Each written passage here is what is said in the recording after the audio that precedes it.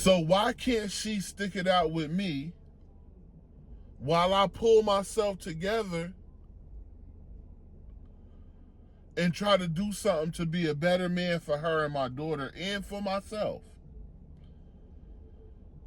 It wasn't all just for her. The desire in me was for me to make a change as well. It was for her and my daughter, but it also was for me to make the change.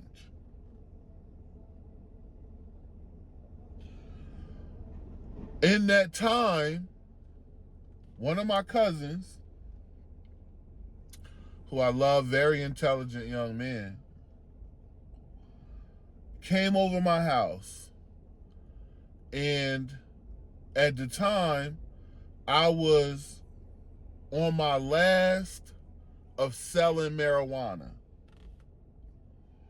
And I had a nice amount of marijuana left, but it wasn't a lot. Like, I was buying pounds at one time. And he came in and he started to talk to me. First, he bought marijuana from me. And he started to talk to me about a brother that he had been talking to, because he lived in Camden as well. And the brothers in Camden would be on the corner and pumping the Final Call newspaper, selling bean pies. And he would tell me about this brother. I'm not using no names, y'all, in this. I'm not going to use no names. And he said, man, the brother want me to go to the mosque with him. I said, the mosque? What is that? Like the Muslim thing? He said, yeah.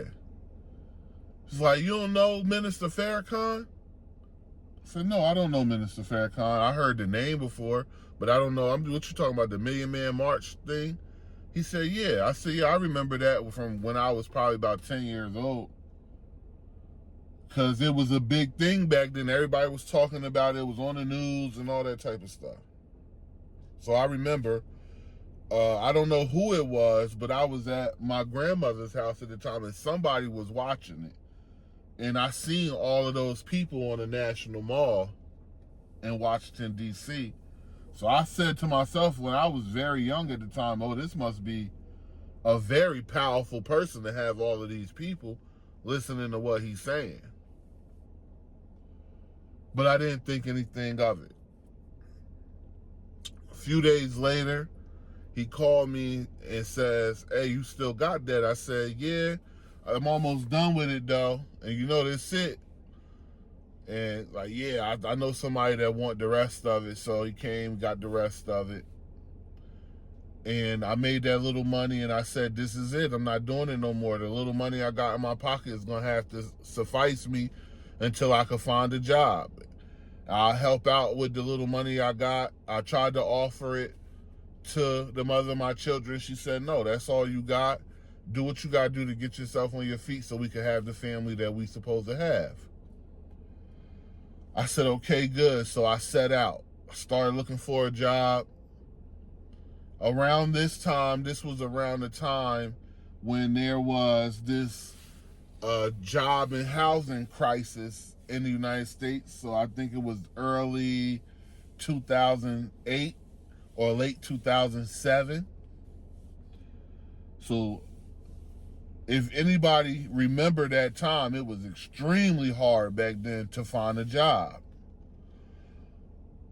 And I went months not making any money, couldn't find a job, and I started slowly seeing the love and care that she had from me waning away.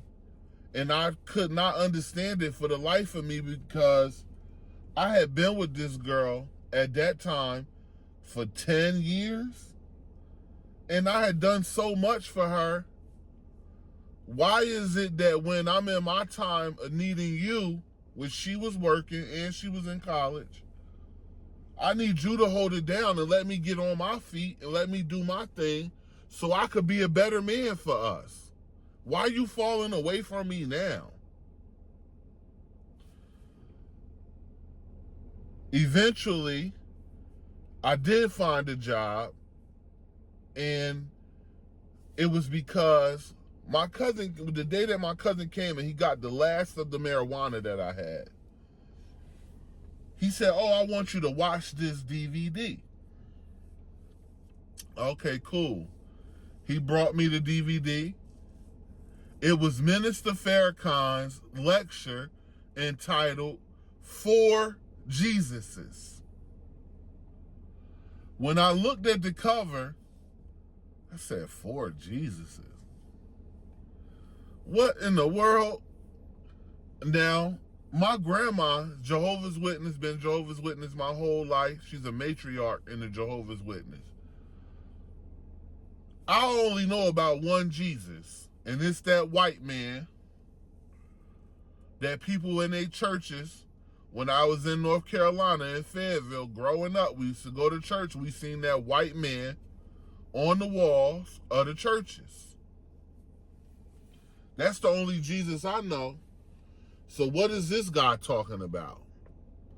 But my cousin was so enthusiastic about it that it really piqued my interest.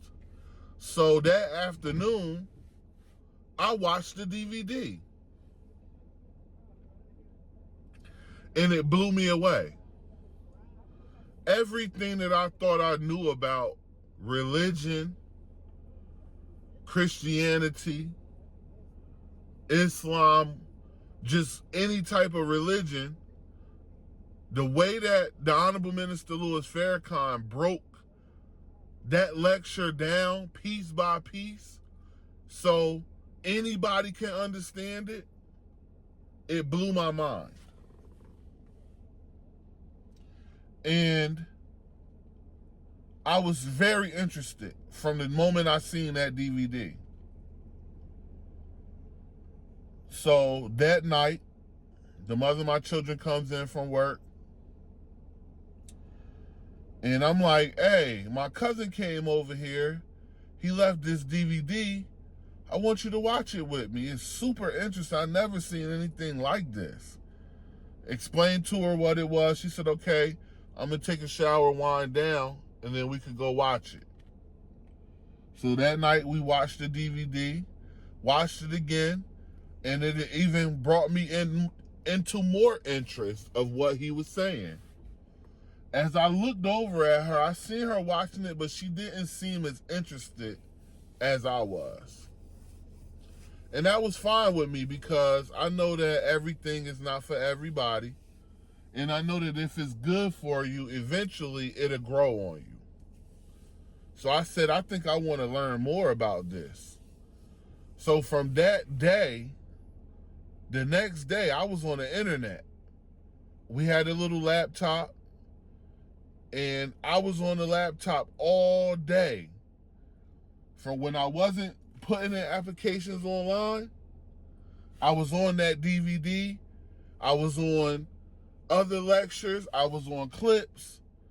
And now I'm 100% intrigued with the Honorable Minister Louis Farrakhan. Maybe the next week, my cousin comes to me and he says, I'm going to one of the meetings. Do you want to go? Yeah, I'll go. That Sunday came, I brushed them off. Nah, I ain't going. The next weekend, do you want to go? I guess you're not going to leave me alone until I go with you. So yeah, I'll go. That Sunday, he comes and pick me up with another one of the brothers from Camden. And the regional minister, brother, I said I'm not going to say no names, but I'm going to just say the regional minister of the DVR was teaching in Camden that day.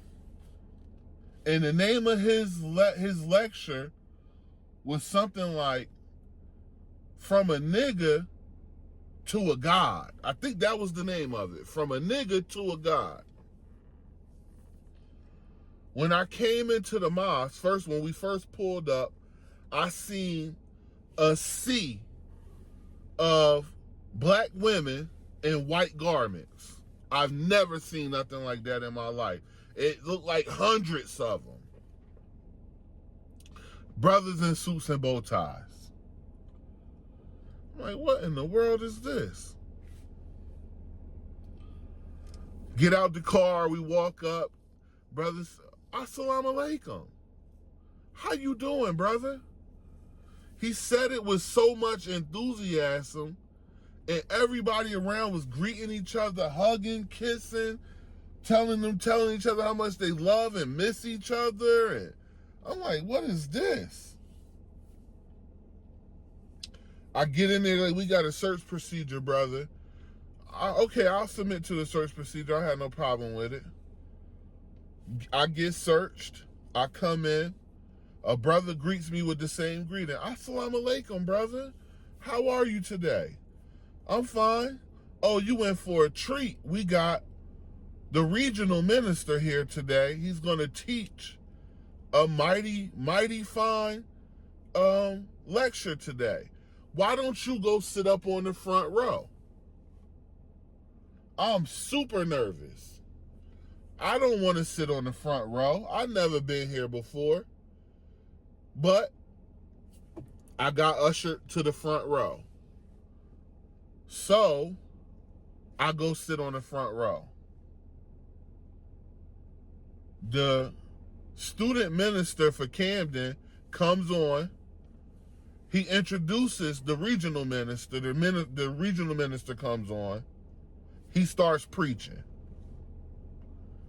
I'm thinking to myself, this is nothing like church I've been to a billion times. I've been to the Jehovah's Witness temples, or whatever you call them, a billion times. And I've never seen nothing like this. This is totally different than anything I've ever seen. Now, the minister is really into his lecture. And he's saying a whole bunch of different points about what we doing in the streets as young black men and why we're doing it. Every time he said something, he turned his head and looked right at me. I started to feel very uncomfortable. I'm like, why he keep looking at me? But everything that he's saying, he's spot on. And I'm thinking, how do you know that? How do you know me? You don't know me. How do you know this? And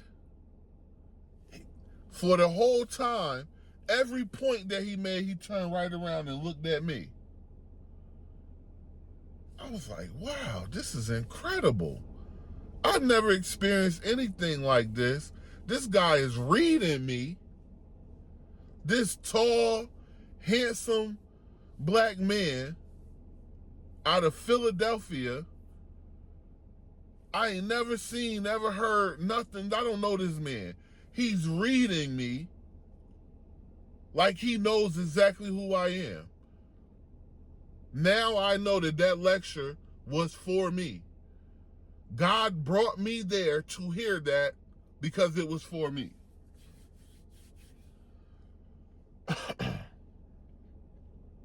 I came home and I was shook. I was absolutely shaken.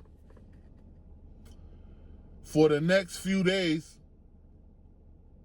I could barely sleep. And the mother of my daughter at the time, because we have 2 children now, but at the time only had 1. It's like, what's wrong with you? Why you keep getting out of bed? And like, I can't sleep. I don't want to disturb her. I know she got to get up and go to work, so I go and lay on the couch. And before I left that Sunday, the same brother that was in my cousin's ear handed me a book. and said, brother, I want to give you something. Do you like reading books? I said, man, I haven't read a book since I was probably a kid, man. He was like, well, you might want to read this one. And he gave me Message to the Black Man in America. So the next morning, a couple days later, maybe 2 days later, I finally got a little bit of sleep. So I didn't have a job, nothing for me to do. Got up, took my daughter to school, came home, and I sat on the porch. I opened the book and I started reading it. I didn't even get past the first 3 chapters before I was sitting on my porch crying like a baby. Now, mind you, I haven't cried in years. I don't know why I'm crying, but I'm crying like a baby.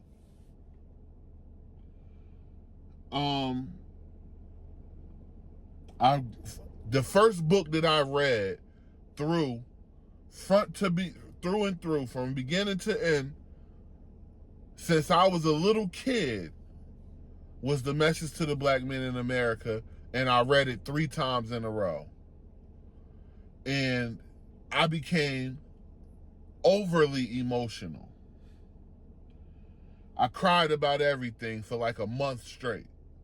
And it scared the crap out of my baby mom. She wasn't used to anything like that. But she seen something is happening to me and I'm starting to change. Now I get invited to come out to the mosque again.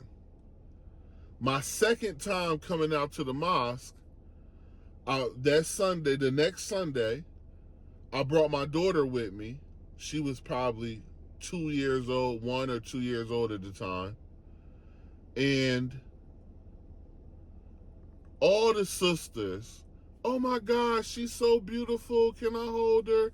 Can I do this? Can she sit with us? So I'm like, yeah. I let my daughter go sit with the sisters. And they all was just all over her because, you know, my daughters are very pretty girls.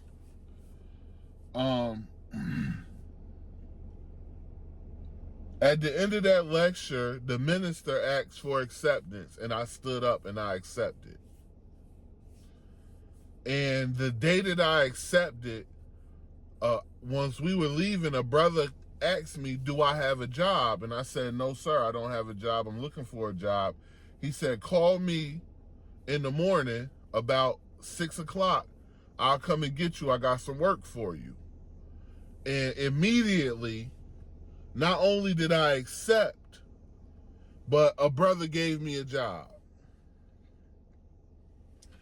I come home, I tell the mother of my children, hey, I think I'm going to be a part of the Nation of Islam.